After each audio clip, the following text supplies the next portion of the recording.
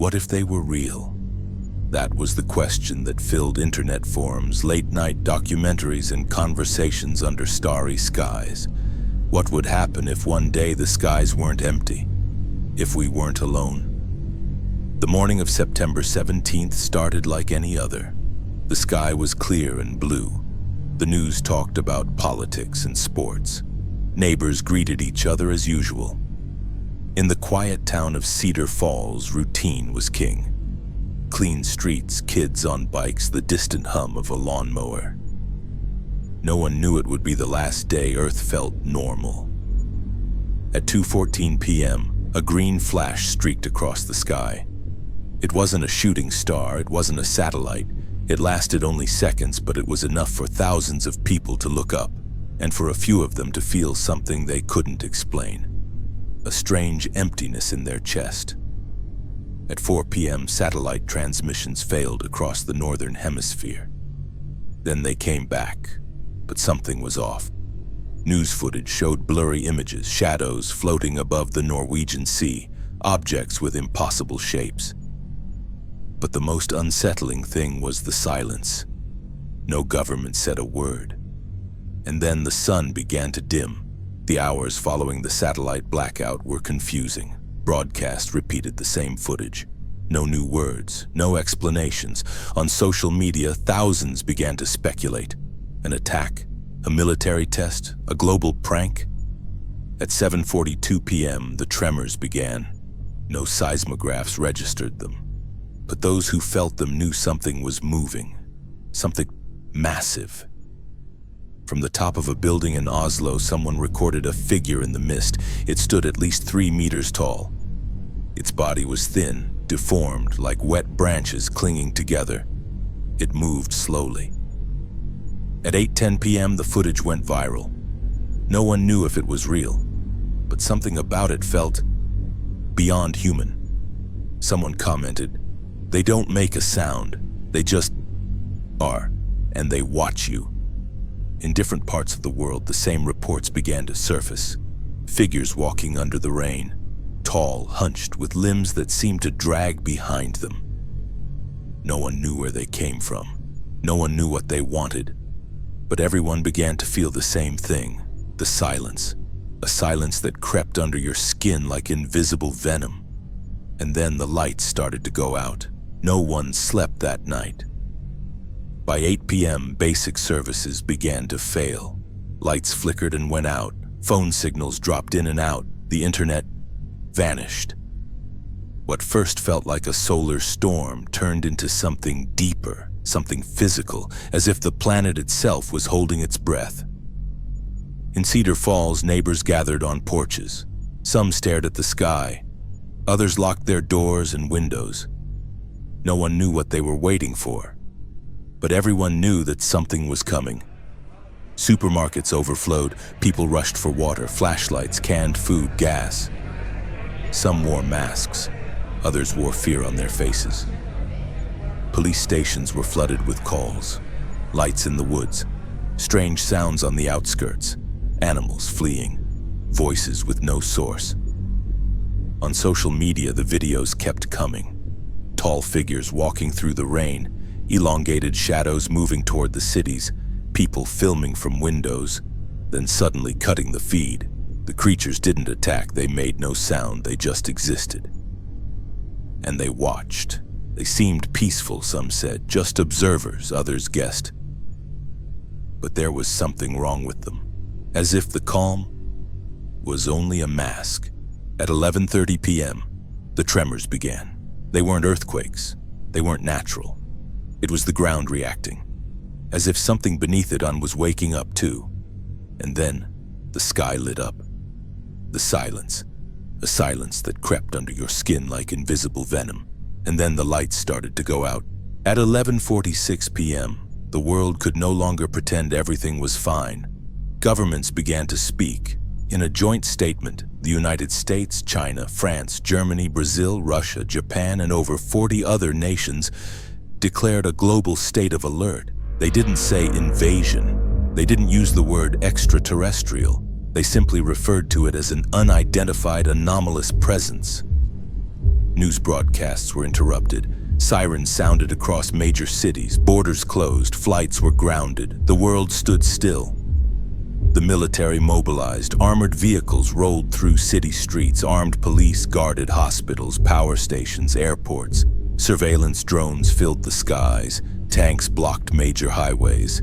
Airspace was restricted in over 30 countries. The Navy activated emergency protocols. Aircraft carriers repositioned off major coastlines.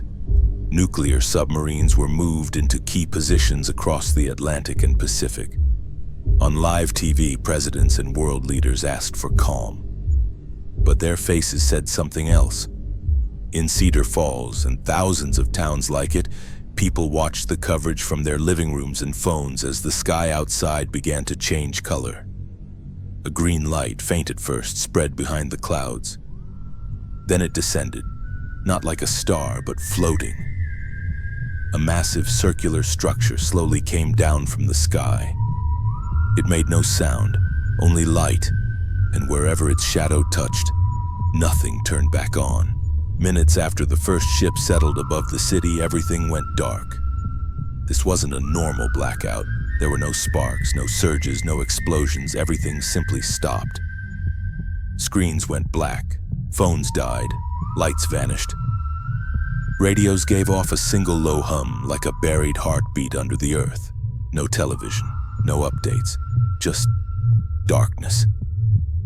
People stepped into the streets with flashlights, candles, whatever they had. Cars wouldn't start. Emergency systems gave no signal. The sirens were silent. But the worst part wasn't the dark. It was what moved inside it. The creatures began to appear, not in groups, not in swarms. One by one, as if they wanted to be seen, to be felt.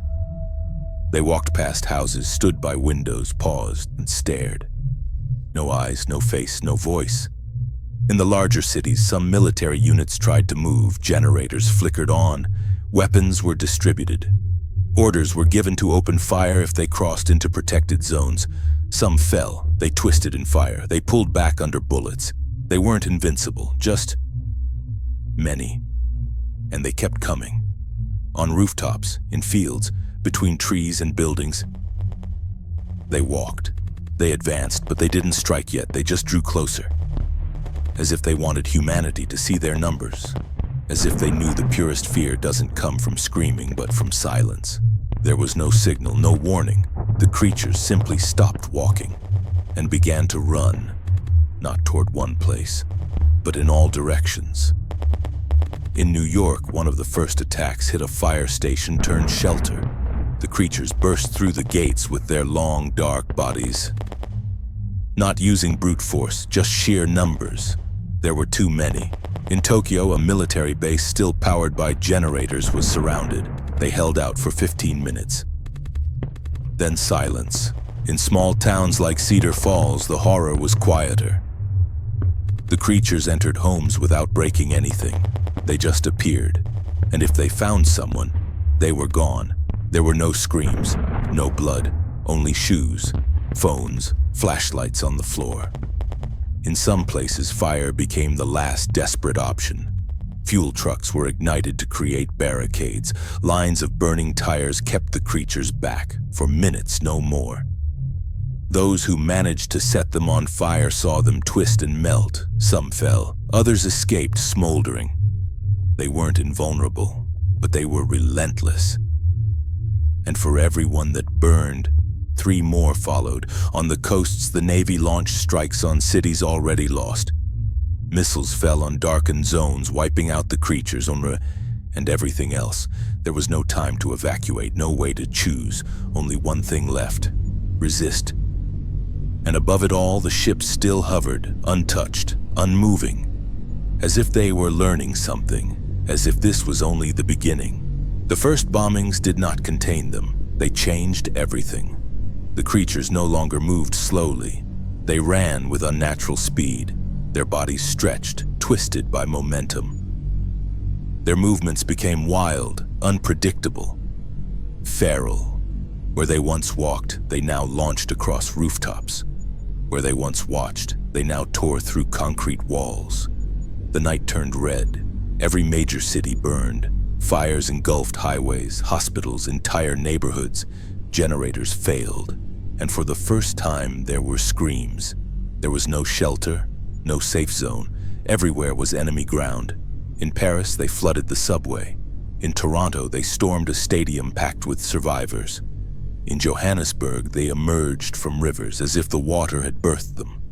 That's when the governments made their decision, one they never imagined authorizing, one they would never be able to explain. They bombed their own cities.